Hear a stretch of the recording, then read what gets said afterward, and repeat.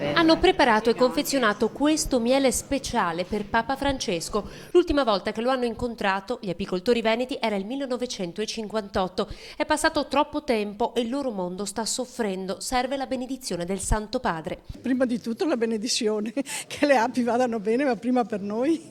Le api ci dicono delle cose e noi dobbiamo imparare a comprenderle. A Papa Francesco cosa chiederà?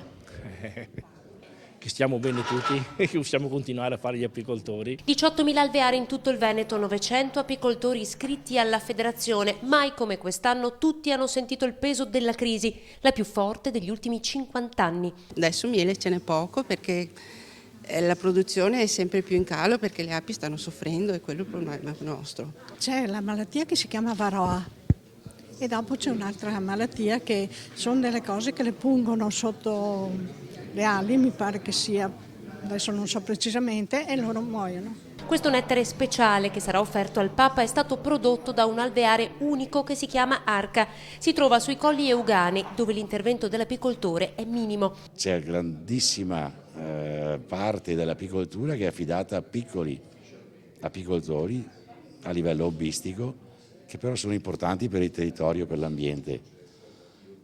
E d'altra parte l'agricoltura, che dovrebbe essere la nostra prima alleata, a volte è un problema per le api. Una parte del miele verrà offerto alle mense dei poveri, questo il loro impegno.